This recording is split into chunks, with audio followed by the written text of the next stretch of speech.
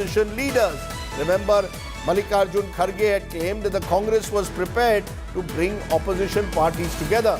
But Farooq Abdullah has clearly sung a different tune as to what should be done when it comes to leadership. Listen in to Farooq Abdullah. Let us forget who is going to become the Prime Minister. Let us first win the election, then think who is going to become the Prime Minister. I never said who will lead, who will become the Prime Minister. Farooq Saab, I am telling you. Okay, so that's the big birthday bash that is being held of MK Stalin, the Tamil Nadu Chief Minister. Interestingly, Farooq Abdullah, and I'll play that also in a moment, when asked a question by a reporter as to whether he thought that MK Stalin could also be projected as a potential face of the opposition in 2024, had his own view on that as well. Listen in once again to Farooq Abdullah when he was asked a question about MK Stalin's prime ministerial, a possibility of MK Stalin playing that role. But Paulomi Saha joins me at the moment. Paulomi, how is this being read? The fact that Farooq Abdullah says, don't even think about leadership before the elections. All of this will only happen if we win the election. Is this a recognition in a way that the issue of leadership will only divide the opposition? Absolutely, absolutely. That is definitely the kind of message that Dr. Farooq Abdullah is trying to send out over there, because we've already seen that those kind of fissures, Rajdeep, arise as far as the opposition is concerned. The talk around who will be leading the opposition against the Bharatiya Janata Party in the 2024 Lok Sabha elections. And already, there are those who are projecting themselves, or those who are saying that there are others who could possibly be fronting these formations, including, of course, from the Congress party, voices, of course, pushing and endorsing the case of Rahul Gandhi, to Nitish Kumar, to Dr. Farooq Abdullah today, as you were mentioning earlier, when reporters asked him if MK Stalin could be a prime ministerial candidate, saying why not? He could, of course, be a candidate himself. Right. So clearly there are several names that are arising. But in the midst of this, will the cause and will the sort of the strength that is to be put together in order to fight the behemoth that is the Bharatiya Janata Party, will that be lost, is what Dr. Farooq Abdullah seems to be pointing towards. Very interesting the way you're putting it, because let's listen in, Paulomi, to what Farooq Abdullah said at the airport in Chennai when reporters there asked him, could Stalin be a potential face for 2024? Listen in. See, when we all unite and we win the election, it will be at that time that they will decide who is the best man to lead this nation and to unite this nation together. What are the chances for CM Stalin to become the PM? Why not? Why can't he become the PM? So why? What is wrong with that? Kaun banega challenger? Lots of people in that race. Paulomi Saha, appreciate you joining me at the top of the news today on what happens next there. Let's turn from there to our top focus tonight. India is hosting the biggest G20 foreign ministers meeting held by any member states. But the fact is, the meeting is taking place against growing divides within the G20 bloc on how to tackle the Russia-Ukraine war. Will India be able to navigate this, as well as be able to actually have a voice of its own on that big issue? Ukraine is looming large. It's our top story tonight.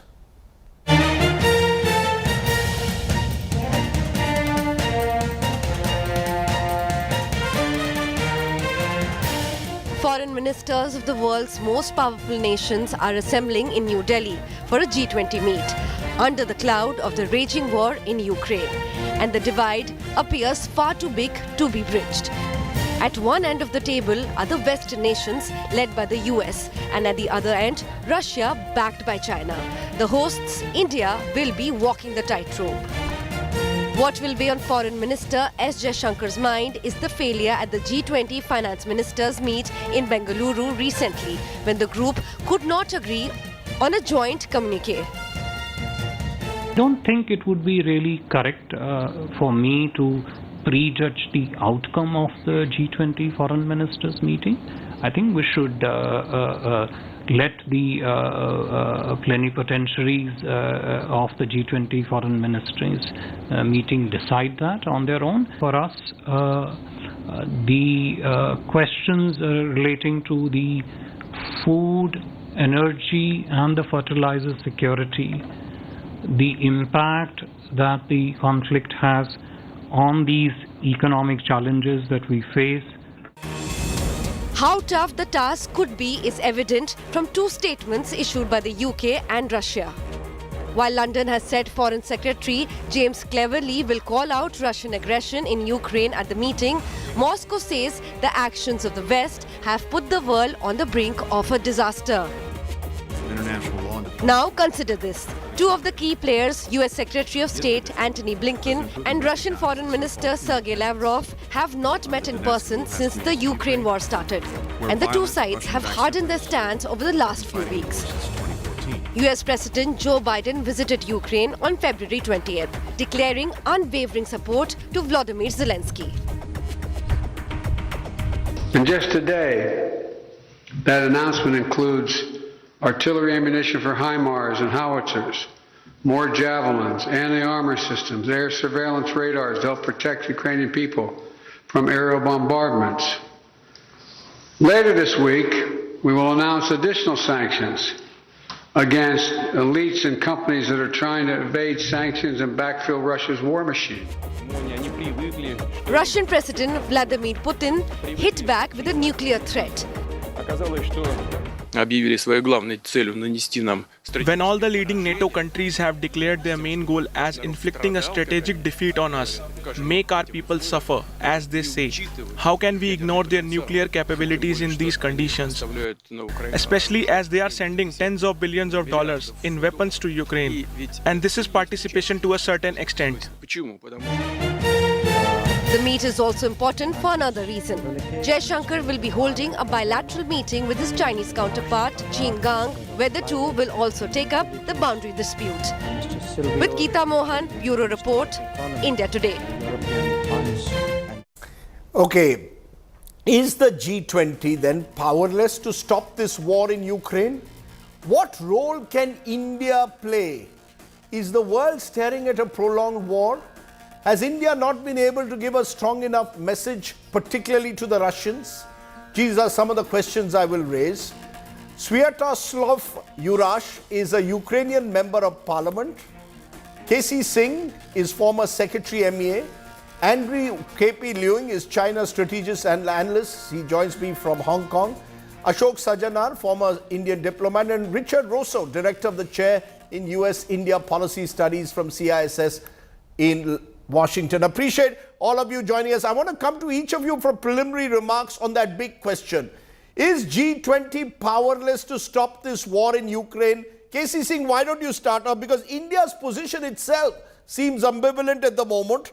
At one level, we are talking about ending an era of war, as the Prime Minister said to Vladimir Putin.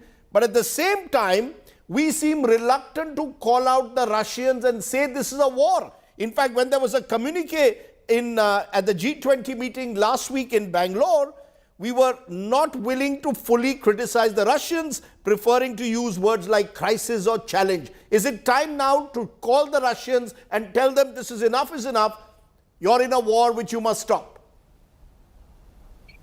Look, Rajdeep, G20 is not the forum for ensuring security in the world. The forum for that is the UN Security Council.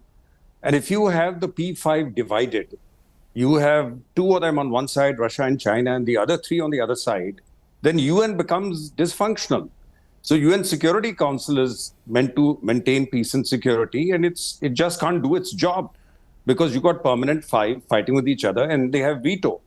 But you've got all these members, with due regard, sir, you've got all these members as part of G20. What stops the G20 from building some kind of a consensus, including with the Russians?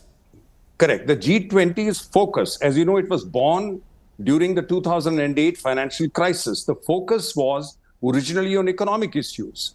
But now what has happened is that economic and security issues have got entangled. Because as very clearly, Ukraine war is impinging on food and energy prices. It's affecting supply lines. And on top of COVID, you've got further international commerce and trade affected by it. And therefore, it's true that you cannot but address the bear in the room, and which is the Ukraine war. But at the same time, how do you address it when the spring offensive have already begun? You got the Russians already starting the spring offensive, and the Ukrainians are waiting for the weapons, and the Europeans really gathering the tanks. How many Leopard tanks they can gather and quickly pass them on to Ukraine, which means the big powers in Europe are really waiting for the spring offensive. Well, how do wars end? Wars can only end in one of two ways. One is that there is a victor and there's a defeated. That is not possible. And the second is that both are fatigued. And that point has not been reached.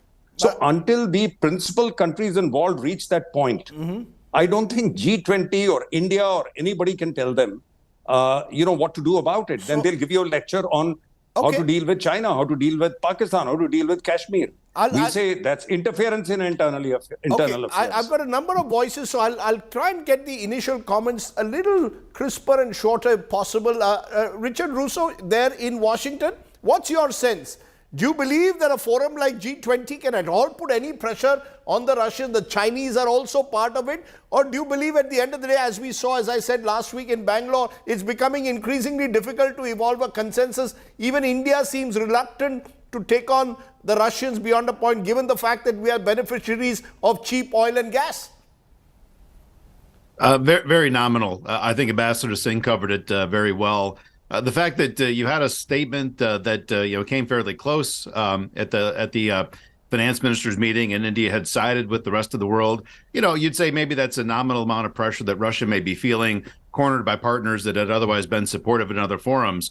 But UN Security Council has blocked, the G7, as well as direct action by the United States and its partners, is really the only area of activity we're going to see direct support. But everybody's hoping that behind the scenes, India, still having a strong voice in Moscow, is able unilaterally or bilaterally with Russia to play a supportive role in trying to find, a peaceful path at some point in the future here. So G20, no. G7, to some extent. Bilaterally, India's got a powerful voice, and we hope they use it well.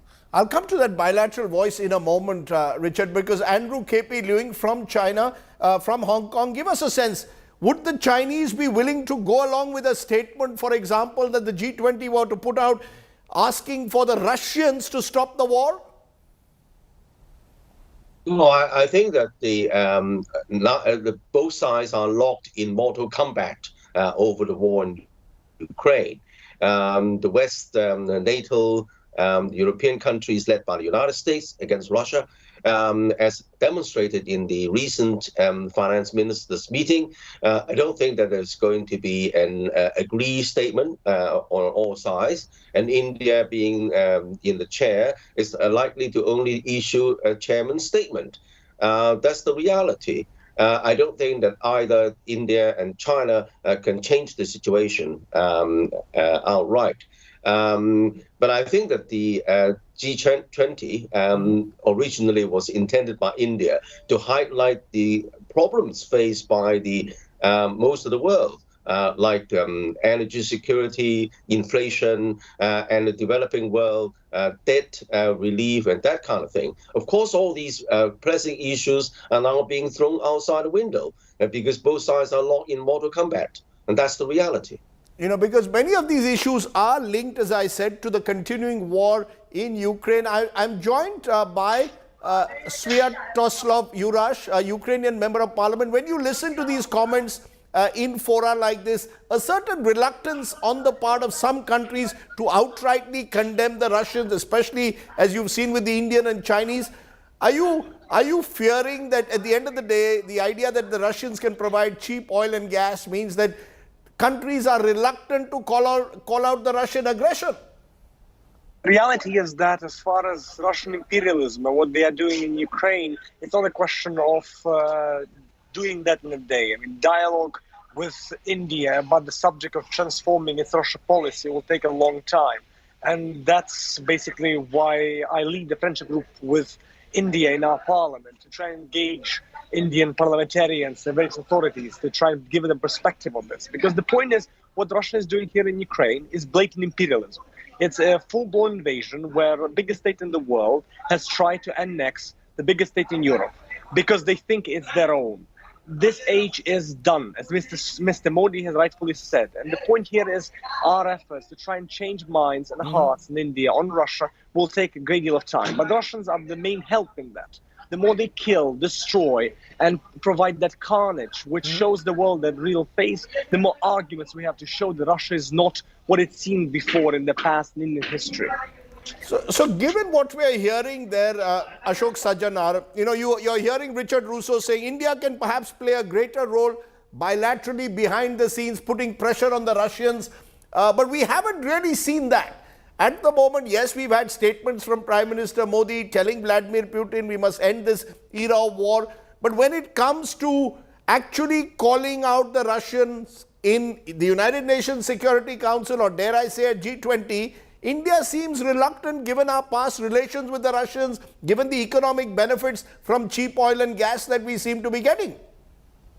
Rajdeep, calling out Russian in whichever fora, whether it is UN Security Council or otherwise, definitely doesn't help matters at all, because we've seen both the sides have really entrenched themselves so very firmly that at this moment, anyone saying anything is really not going to make any difference. As far as your reference to what Richard Russo said about backdoor and, having discussions behind the closed doors, etc. If discussions have taken place behind closed doors, Rajdeep, you and I will not hear about it unless there are some results to show about it. But the bigger point that I want to make here is that there are very many difficulties, problems, challenges that the world faces, which might be related or might not be related to the Ukraine conflict. Whether it is supply chain disruption, whether it is the debt, whether it is climate change, whether it is, so many other things that are happening. I think what we really need to do, which we were able to do in Bali, the final declaration, was that we found a wording which provided a way out to all the countries. So I think here also what we really need to do is find a formulation which might not be liked by anybody, but which everybody can live with. And I think that is the sort of, and leave that to the side, because G20, as has been mentioned by some of the people, is not the forum to discuss political and security matters. It is not going to resolve it. There are other more pressing issues. The whole world is suffering. The whole, we are G20. There are 180 countries outside. They are all suffering as a result of these shortages. Rajdeep, let us focus on that. Find any formulation which, all the sides, all the parties can live with. You mentioned the Bali summit declaration, the last G20, November 2022. This is what the declaration said. Most members strongly condemn the war in Ukraine. However, some member countries held other views and different assessments of the situation and sanctions. But the fact is, KC Singh, just a few days ago, on the first anniversary of the aggression, India and China abstained from a vote condemning the Russian aggression. So both India and China seem to be at the moment unwilling to take sides. Now, some would argue that's the only way for countries like India and China, in a way, given our past relations with the Russians. But are we finding out, will we eventually get isolated if we continue to take this position? We are going to have to take a stand sooner or later, surely. Look, this is a general position of countries globally. The war is being, unfortunately, just seen as a European thing. I don't think countries in Africa or Latin America or most of the Asian countries are treating it as a global episode, which is impinging them directly. It is impinging them indirectly. So at the moment, India can sort of live with it, playing this kind of a role. But the Chinese, I think, have a different role. There's also the additional competition between China and US. And that's why the Americans warned them. This was their intelligence report, but they came public with it, saying that they had got reports that the Chinese may be beginning to transfer weapons to Russia. And they said that will be a red line. So they'll be concerned about that. And we got our own problem with the Chinese. We had a joint secretary dealing with East Asia in Beijing very recently. So I think we might have discussed some things there, because later when President Xi comes here, Obviously, we can't continue to have the standoff in LAC. The way it is, I think, to move forward, we need to lay that to rest. Are the Chinese ready for it? We don't know. So there is a lot of drama and theater at bilateral, various friction points between countries, Ukraine war. But essentially, India wanted this summit to enable India to be the voice of global South and bring up those issues of sustainable development, equity, indebtedness, climate finance, which the focus has gone off all those issues, and security has taken center stage. Right. So how to change that? That is the Indian challenge. You know, the challenge also, Richard Russo, in a way, is that the world as the global South sees it is very different from the world that Europe and America sees it. As K.C. Singh mentioned, there are a number of people who see this as a European problem or a Western world problem, that, you know, Europe or the Western world can't sort of give moral lectures to India about this war, that at the end of the day, India will do what is in India's national interest, and that could be being completely neutral, given, as I said, past relations with both Ukraine, whom we've given humanitarian aid, and Russia, with whom we have a strong strategic relationship. Well, and I think, you know, in the United States, you know, we balance that, right? We look at various conflicts around the world, various tension points today and tomorrow, and which countries are actually lining up, you know, to try to support peace and stability. And then, frankly, you know, when you think about what's taking place in Delhi this week, the most important meeting may not be the G20 foreign ministers meeting. Most likely, the group that seems to be moving towards actions versus, you know, the larger growing rival, China, is the Quad. And the fact that the Quad ministers plan on having a meeting later in the week, I think that is more likely to result in, you know, quantifiable outcomes that are going to contribute meaningfully to security in the region than anything that's going to take place in the G20. And the fact that India has been, you know, working and engaging partners so well in areas that look at that strategic competition with China, that's given India space where, you know, there's less pressure from Washington on Russia than you might have seen. So, you know, a lot of conflict areas around the world. I think Ukraine, you know, may not be even the biggest one in the world when you think about what's happening, you know, in Ethiopia in recent years. So as long as we got cooperation in other areas, I think that Washington is willing to give some space and find those areas of opportunity to engage. What is also, of course, one of the X factors in all of this, Mr. Leung, is China itself. I mean, China has sought to position itself as a neutral party in the conflict, but continues to maintain very close ties with its strategic ally, Russia. It calls for peace talks, releases a 12-point proposal, but remains very close to the Russians. How do we, you know, the world, how do we trust the Chinese to be in any way have a credible voice in such a situation? Well, the fact remains that China doesn't want a war at all. I mean, China gets no benefit from the war because China's strength is in international trade. And then the war disrupts the trade, and it's affecting China as well. But I think the fact remains that China has more levers to pull, as evidenced by the fact that French President Macron and then other leaders, Western leaders, are all flocking to Beijing and perhaps, you know, sort of seeking Beijing's help in resolving the crisis. Of course, Beijing is not all powerful, but at least Beijing has put some principles on the table. But it's easier said than done. My reading is that this war is likely to continue until both sides have become even more exhausted, unfortunately. And then both sides would sit down to think about maybe a possible ceasefire in the beginning without resolving the whole issue. I think that the idea of thinking about a quick fix, even behind closed door, doesn't square with the reality at the moment. No, but I take your point, but it is a year now since the war. So, you know, are the two sides fatigued? Is there a sense, Mr. Urash, of a fatigue? Or is it that the Ukrainians believe this is core to their very national identity, so there is no question of being fatigued in a war like this?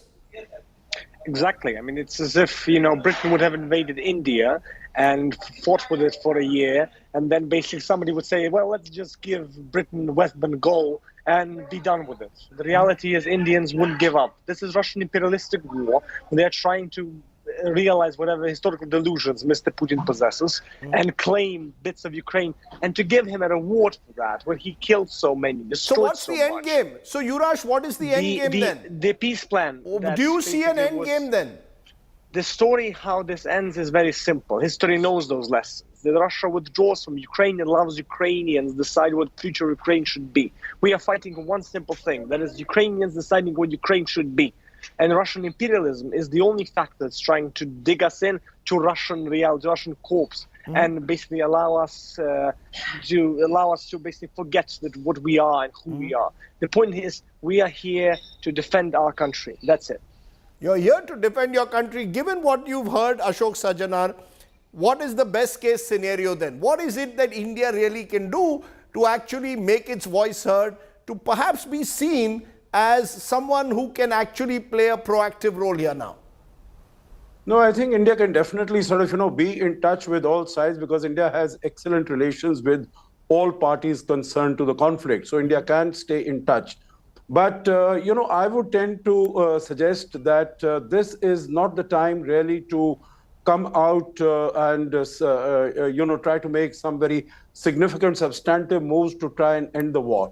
Rajdeep, we have seen just very recently, Mr. Putin made an address to the nation in which he said, he was very, very determined that the war is going to continue till Russia wins. And we saw also President Biden in Warsaw and in Kiev saying that the United States and NATO alliance will continue to be with Ukraine for as long as it takes.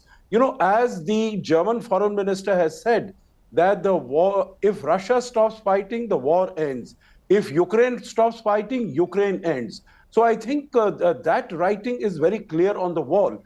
So none of the sides is really willing to give up at this particular point of time. So what India needs to really do is, as its chairmanship of G20, basically shield the G20 and the discussions there as much as possible from the political and security issues of the Russia-Ukraine conflict, and try to make as much progress as is possible. And I think significant progress is possible on all these issues, which have really been crying out for solutions, like the SDGs, like the debt, like the climate finance, etc.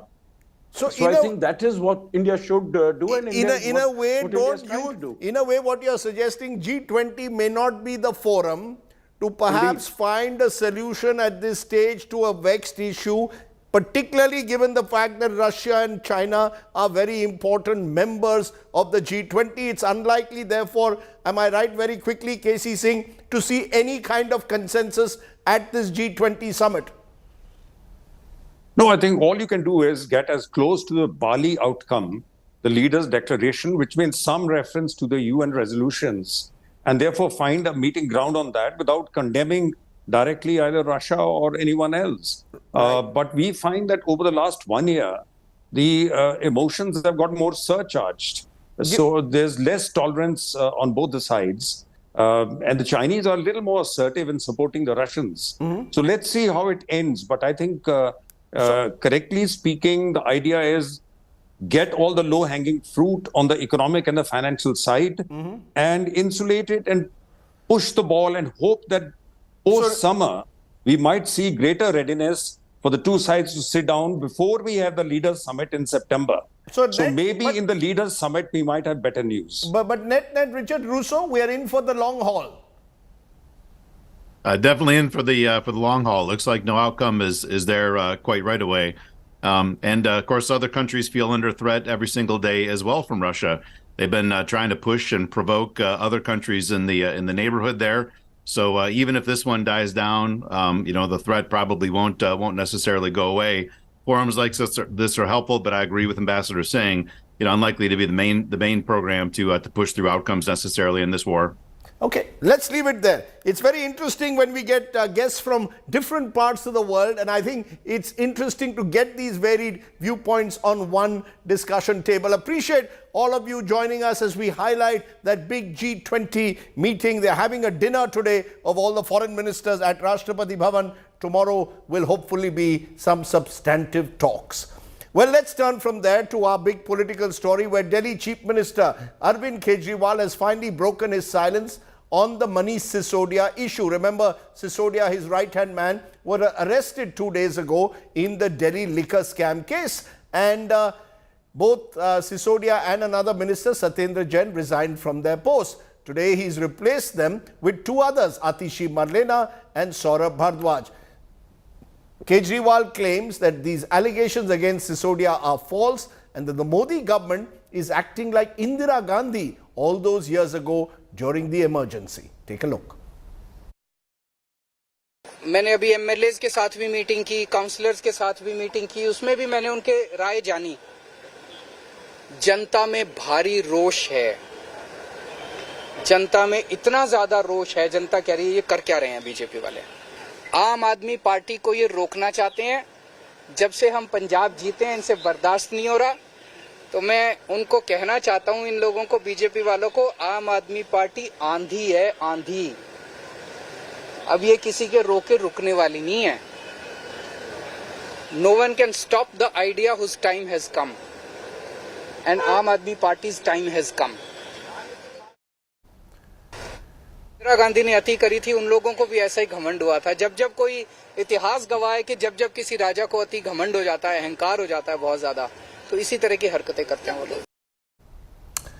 Okay, let's turn from there to our other special focus. Days after the sensational daylight killing of a murder witness Umesh Pal in Uttar Pradesh by a mafia group, bulldozers showed up at the home of one Khalid Zafar in Prayagraj, Allahabad. Zafar is a close aide of the former Samajwadi Party leader Atiq Ahmed, who's linked to the mafia of eastern Uttar Pradesh. The police are investigating Atiq's role in the murder. The bulldozer justice comes days after Chief Minister Yogi Adityanath said, "Mitti mein mila denge," when he spoke about the dons of UP. Take a look.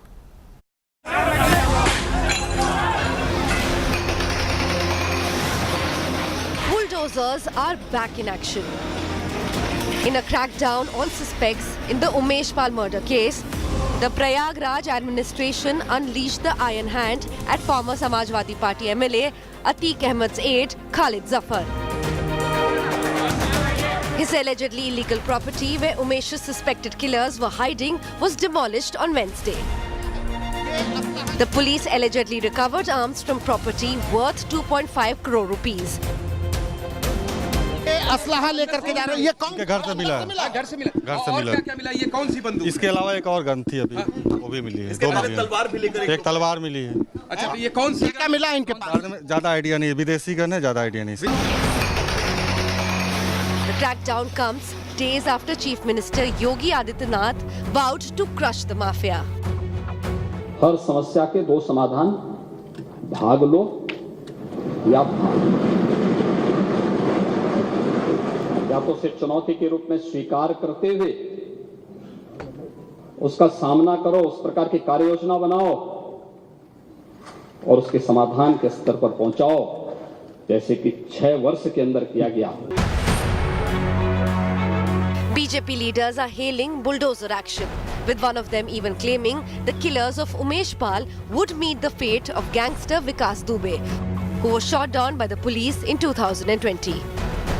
सीधी सी बात है, उमेश पाल के ऊपर हमला क्या उत्तर प्रदेश सरकार के ऊपर हमला नहीं है।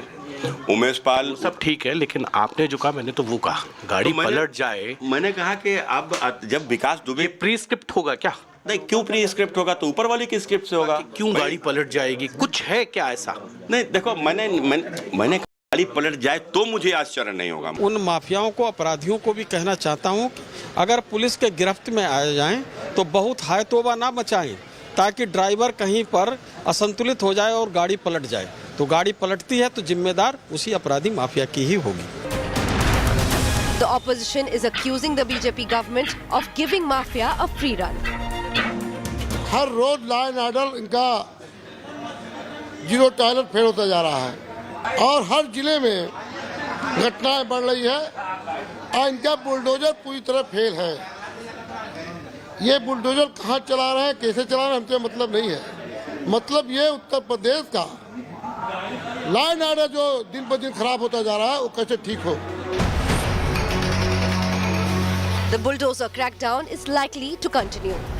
Sources say the police and Prayagraj Development Authority have identified 20 suspects with close links to Atiq Ahmed and listed out their illegal properties in the city. Meanwhile, Atiq Ahmed has moved the Supreme Court, again shifting him from the jail in Gujarat to Uttar Pradesh. With Santosh Sharma, Bureau Report, India Today.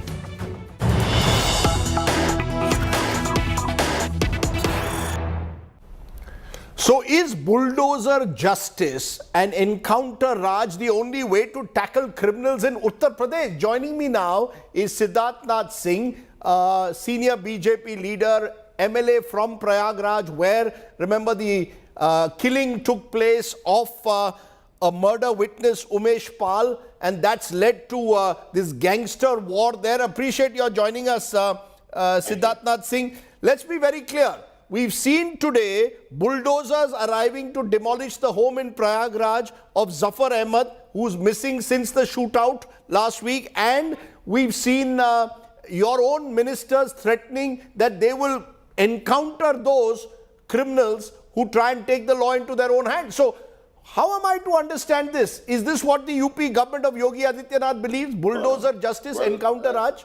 Rajdeep, let me clarify and be very clear. We all live by the Constitution of India, and by the Constitution of India, UP government also functions, and the law and order of UP government. And certainly, we don't subscribe to anything which I haven't really heard much because throughout the day I was in the assembly. But the government doesn't subscribe, neither the law and order of UP works under that kind of statement which came out. But nevertheless, no. So are you distancing yourself from your minister JPS Rathor's statement, who said government has started the process to eliminate criminals, and if the criminals are caught, they should not make a hue and cry when the police vehicle they may be traveling in may overturn, effectively suggesting there could be encounter killings. Well, I haven't heard of Rathor's statement, but Subrat Pathak I happen to hear, and that's exactly what I'm saying. The UP government doesn't function on the basis of breaking the constitution or the law of the land. There is a process, whether it is a bulldozer or there is an encounter, there is a process which is established, and the many challenges were made, even went up to the Supreme Court. The UP government certainly practices whatever is under the law, and therefore the Supreme Court or any other institution has never raised a finger on or passed an adverse. How does Mr. Siddharth Nath Singh, explain to us, how does a bulldozer come under the law? If tomorrow you want to send out a strong message to criminals, there are other ways in which you can do them, apprehend them, put them in jail. How does a bulldozer being sent to the house of someone who's allegedly involved in the shootout and demolishing their home become justice? Allow me 2 minutes to explain to you. This gentleman, or whoever he is, I don't remember his name, is certainly one of the gang members of Atiq who were already in the list. And many like that were under an investigation, and many actions have been taken. Almost up to over 1,300 crores have been land which was illegally occupied by them. They have been taken back by the government. And they all come under my own constituency. And this gentleman also, where the bulldozer has worked, has nothing to do with the Umesh Pal murder case. It has to do with his illegal occupation and non-sanctions of the permits and also the master plan. So all those things come together, and therefore the action has been taken, not because it gets related. Well, it's a coincidental that the same person is involved, but it's not surprising to any one of us who come from Prayagraj and who know. So you're saying the bulldozer is being used only for illegal property owned. The bulldozer is not being used to send out a message to criminals that we will come and bulldoze your homes if you resort to criminal activity. No, it is to do with the illegal occupation or not getting proper sanctions or the permissions from the authorities to build. Let's say you are allowed to build only 3 floors, but you have built 4 floors. So 1 floor is demolished. So there is nothing against the law which these actions are being taken. So therefore, again, I repeat, no institution, including the Supreme Court of India, has not passed an adverse order despite many PILs being moved by Samajwadi Party and their lawyers to the Supreme Court. Let me therefore ask you in conclusion, Siddharth Singh, is the Uttar Pradesh government's therefore policy towards criminals involved in these various gangs, many of whom are linked to politicians, zero tolerance, but at the same time ensuring that the rule of law prevails, that this is not vigilante justice where the state decides I will eliminate one gangster one day, one gangster the next? It is zero tolerance, and certainly all actions which are taken, which unfortunately, which is there under the IPC, but various governments have not fulfilled those or taken actions as per the IPC books. So we are taking very strictly, because it's a zero tolerance action as per the IPC Act. Okay, so bulldozer justice, as we agree, does not fall within the IPC. You're saying that is a different matter dealing with illegal property. Do not link it to the gangster activity and the shootouts that have taken place. Am I correct? Absolutely. The authorities have the right under the law. Okay. Siddharth Singh, joining me on that big story. Appreciate you joining us. Thank you. Thank you very much. Thank you very much.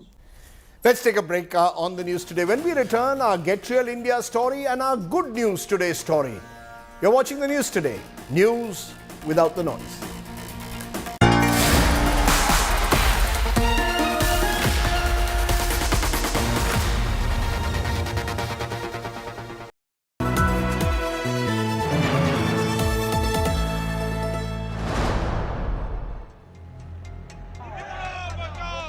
State of war ends.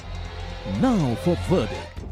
Super suspense for 3 state results. Experience a new high in verdict reporting. We have the most accurate pollster with us. Absolutely bang on. Accurate results at blinding speed. The only verdict broadcast India will watch. Verdict Day with the #1 election team.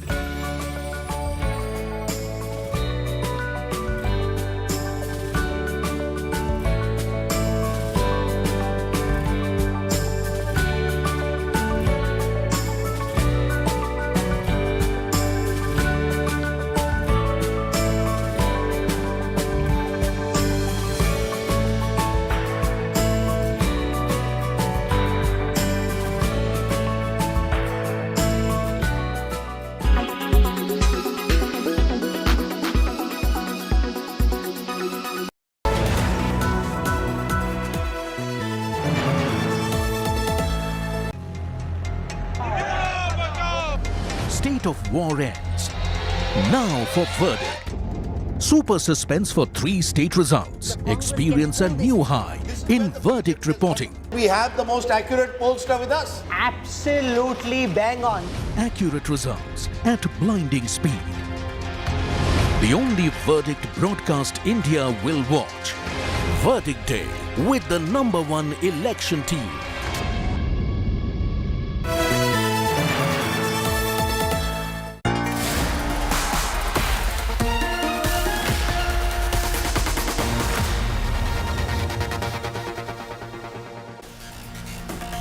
Let's turn to tonight's Get Real India story. Onion prices have crashed in Maharashtra. Farmers are getting as low as 2 rupees per kg at the moment for their onion crop. Many farmers now are destroying their crop by running tractors over them. Tonight's Get Real India story comes from onion country in Maharashtra.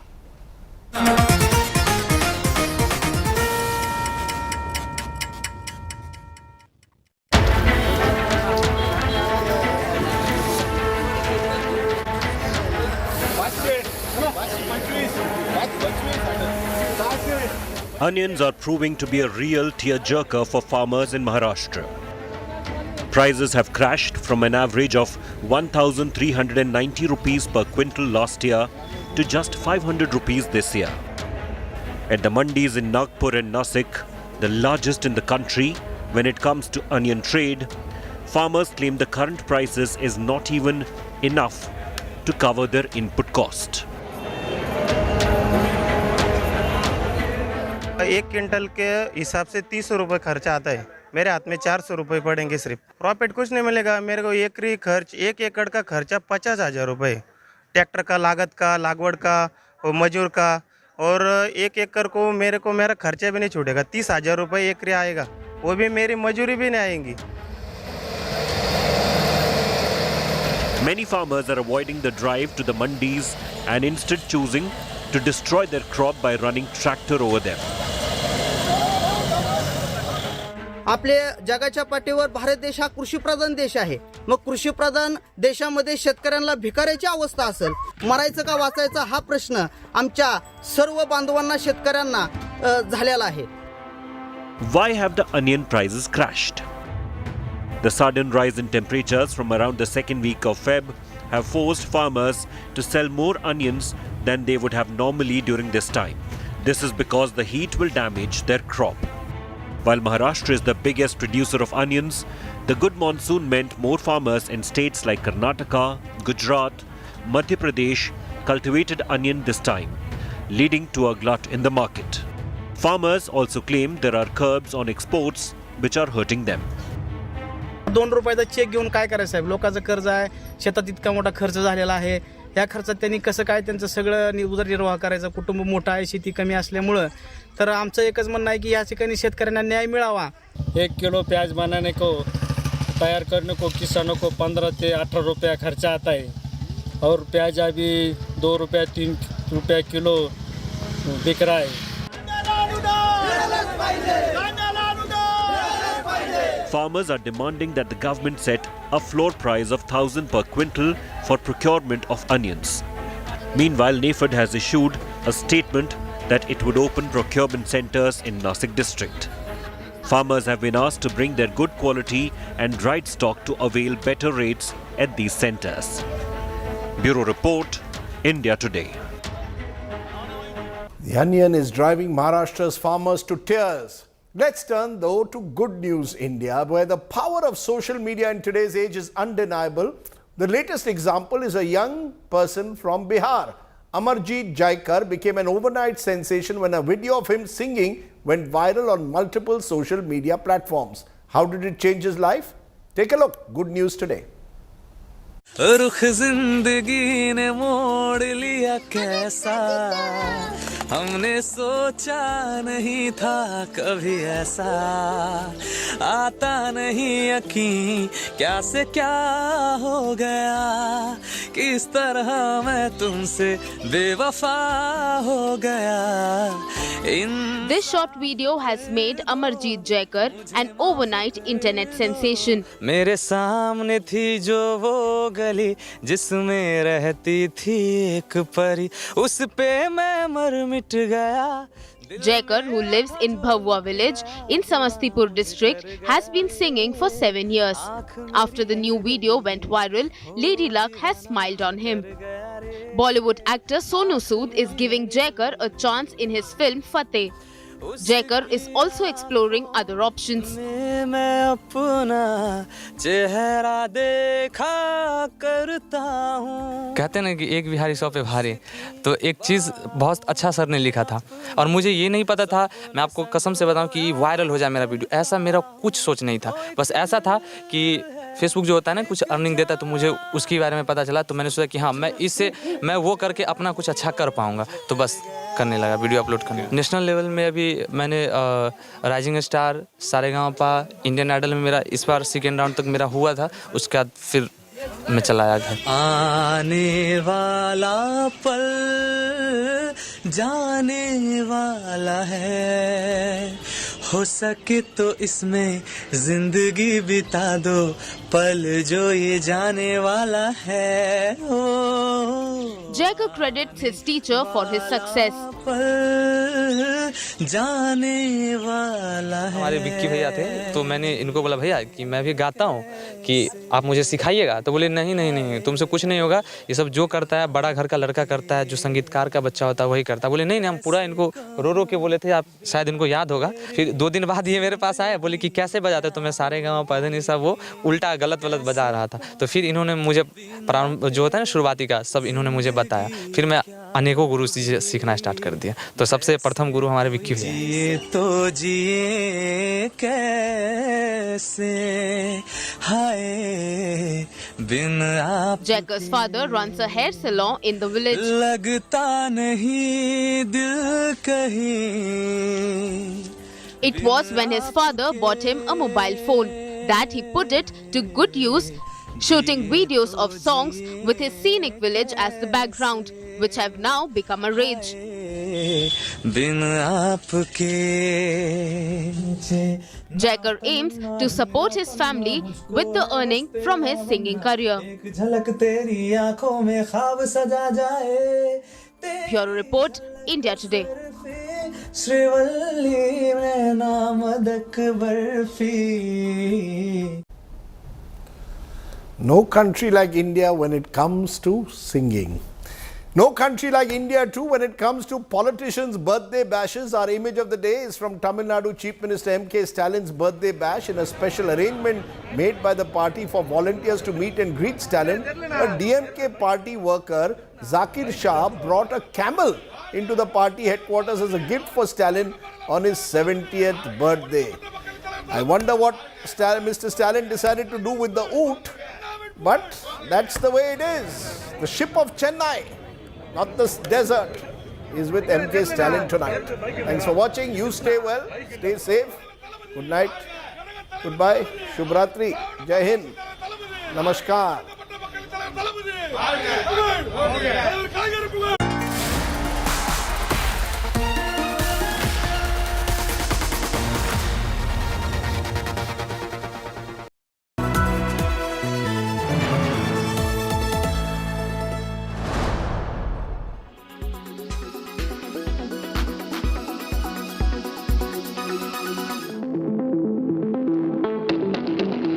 Many who understand sustainability understand slow fashion is the way to go. So what's the problem? Slow fashion can be more expensive and more often than not is expensive compared to fast fashion. But there is a solution. Reuse, repurpose. Alternatively, go for something called as a closet detox.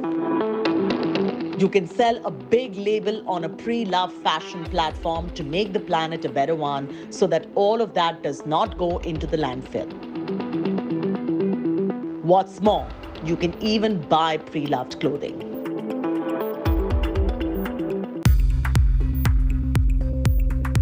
Celebrities have now caught on to the pre-loved trend. Recently, Alia Bhatt, Deepika Padukone, Katrina Kaif and Anushka Sharma indulge in a closet detox, setting off a pre-loved revolution in India. While you give your closet a second life, remember you are also giving your planet another life.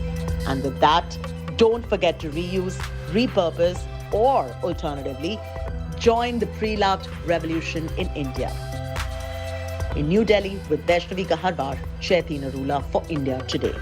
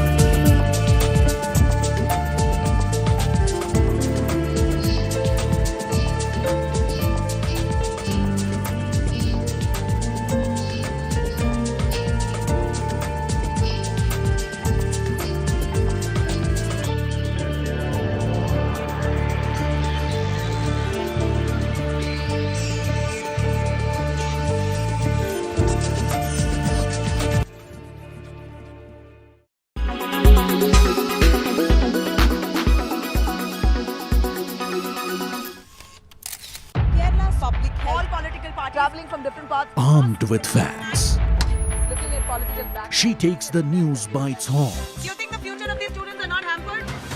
Fierce, bold and direct, setting the tone for the biggest stories from every corner and every angle.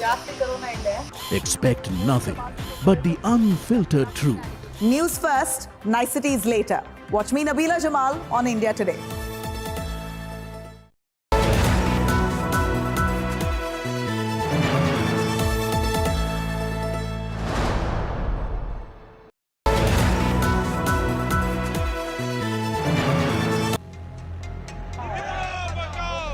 State of war ends.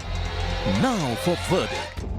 Super suspense for 3 state results. Experience a new high in verdict reporting. We have the most accurate pollster with us. Absolutely bang on. Accurate results at blinding speed. The only verdict broadcast India will watch. Verdict Day with the #1 election team.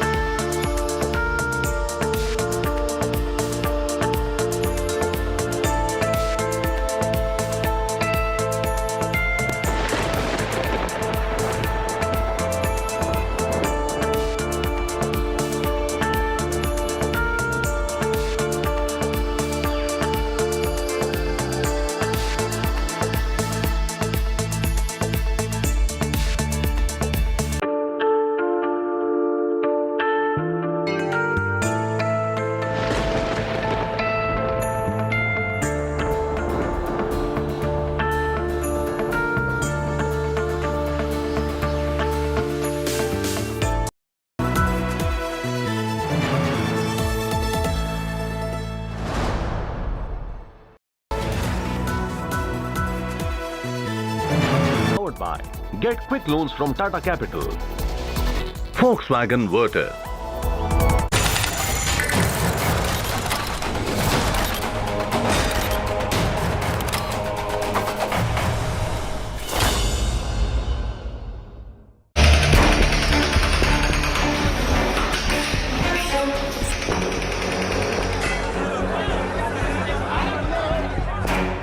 Bulldozer Baba in action in Uttar Pradesh.